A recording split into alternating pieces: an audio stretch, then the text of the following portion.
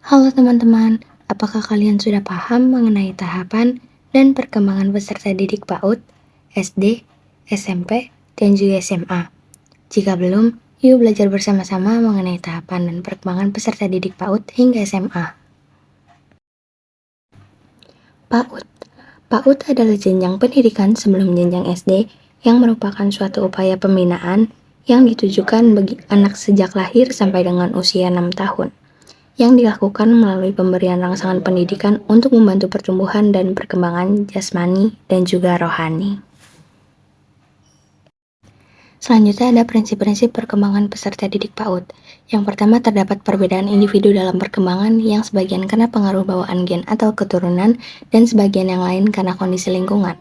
Perbedaan pola perkembangan ini berlaku baik dalam perkembangan fisik maupun psikis. Setiap perkembangan pasti melalui fase-fase tertentu secara periodik, mulai dari periode paralahir, periode neonatus, periode bayi, periode kanak-kanak awal, hingga periode kanak-kanak akhir. Dalam semua periode tersebut terdapat saat-saat keseimbangan dan ketidakseimbangan, serta pola perilaku normal yang terbawa dari periode sebelumnya. Biasanya disebut perilaku bermasalah atau abnormal. Selanjutnya, setiap periode perkembangan pasti ada harapan sosial untuk anak. Harapan sosial tersebut adalah tugas perkembangan yang memungkinkan para orang tua dan guru PAUD mengetahui pada usia berapa anak mampu menguasai berbagai pola perilaku yang diperlukan bagi penyesuaian sosial yang baik. Selanjutnya ada aspek-aspek perkembangan peserta didik PAUD. Yang pertama ada aspek fisik. Aspek fisik adalah segala kemampuan atau perkembangan yang berhubungan dengan tubuh, yaitu seperti tinggi badan, berat badan, dan lingkar kepala yang bisa menjadi indikator kesehatan atau status gizi anak.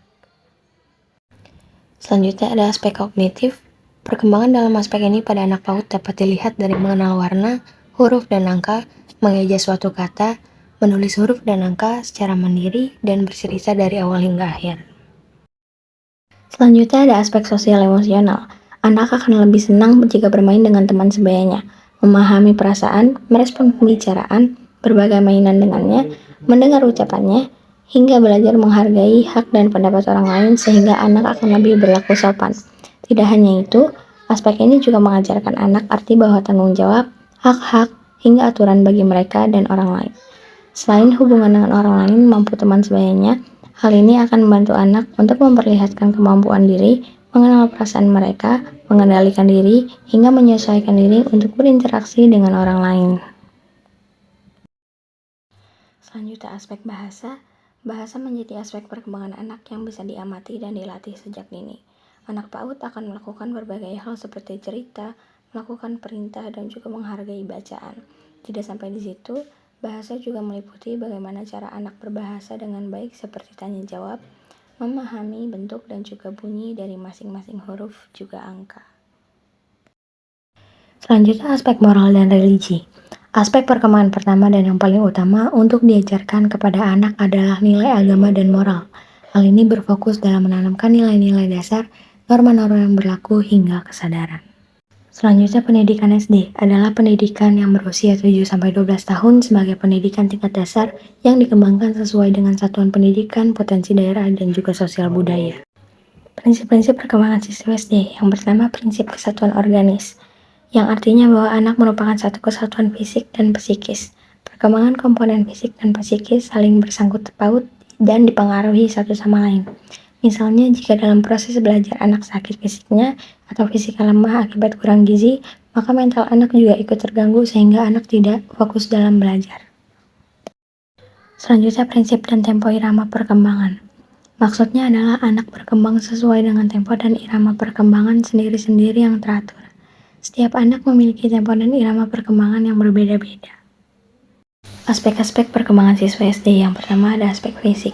Siswa sekolah dasar dapat meliputi proses pertumbuhan biologis seperti pertumbuhan tulang, otot, dan juga otak. Usia anak 10 tahun, tinggi dan berat badannya akan mengalami pertambahan lebih kurang besar 3,5 kg, baik itu anak perempuan maupun anak laki-laki. Aspek kognitif atau intelektual. Perkembangan kognitif berkaitan dengan potensi intelektual yang dimiliki individu, yakni kemampuan untuk berpikir dan memecahkan masalah.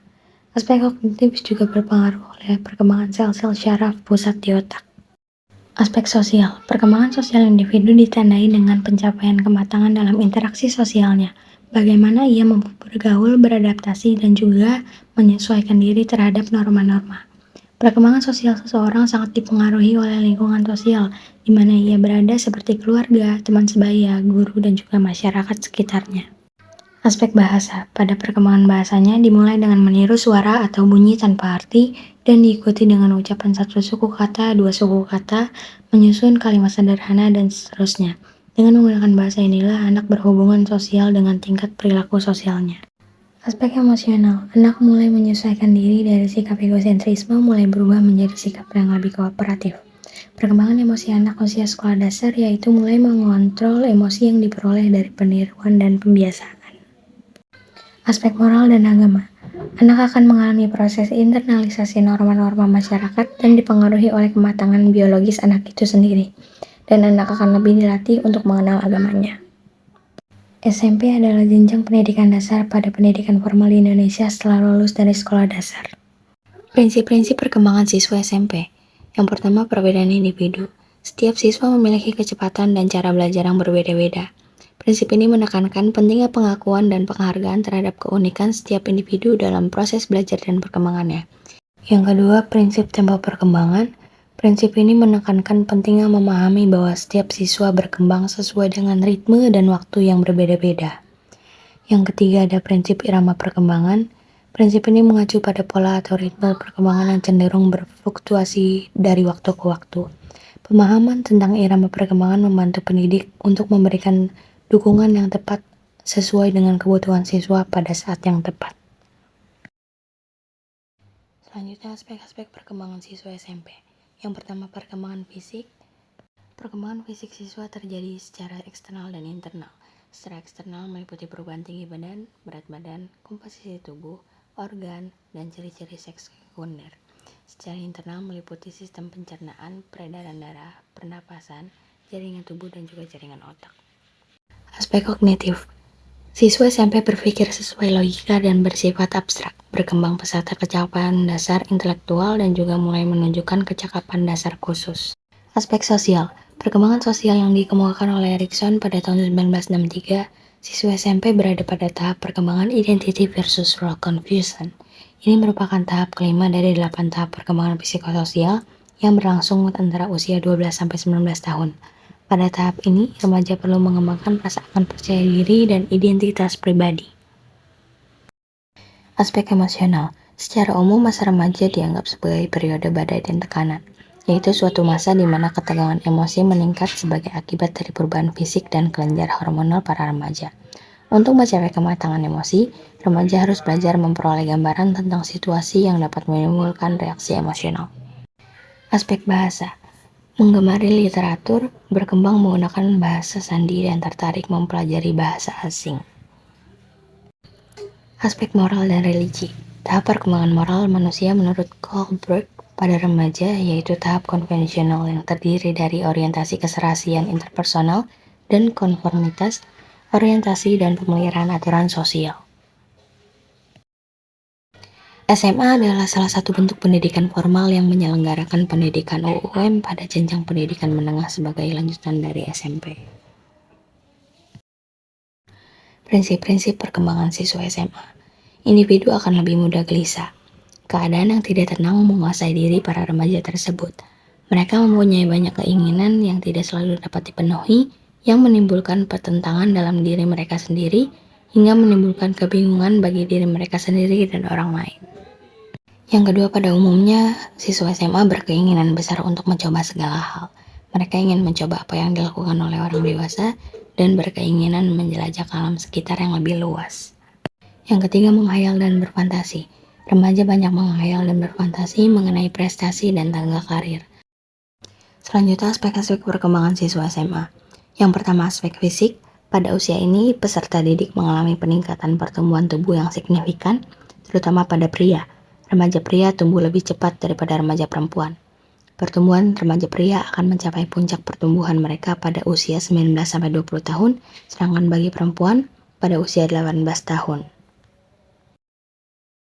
Aspek kognitif. Menurut teori Piaget, pada usia ini memasuki tahap operasi formal yang semakin kompleks. Pada tahap ini, peserta didik sudah mampu berpikir abstrak dan hipotesis. Aspek sosial. Pada usia ini, peserta didik mengalami perkembangan sosial yang signifikan. Masa ini dikenal sebagai Schramm and Drang, atau angin dan topan. Mereka mulai mengidentifikasi diri dalam lingkungan sosial yang lebih luas, mencari peran sosial yang sesuai, dan juga belajar berinteraksi dengan berbagai individu. Aspek bahasa. Jumlah kosakata yang dikuasai semakin banyak, seiring dengan semakin banyaknya referensi bacaan serta topik yang semakin kompleks. Semakin berkembangnya pola bahasa pergaulan yang digunakan remaja dengan teman sebayanya. Aspek emosional. Pada usia ini merupakan periode penting di mana emosi mengalami perubahan yang signifikan. Pada awal masa remaja, emosi cenderung meningkat yang memungkinkan disebabkan oleh perubahan hormonal dan perkembangan kognitif. Namun pada masa SMA, emosi cenderung lebih stabil karena remaja mulai menyesuaikan diri dengan perubahan yang terjadi dalam diri mereka. Hanya ini yang dapat saya sampaikan. Bila ada kurangnya, mohon maaf. Terima kasih.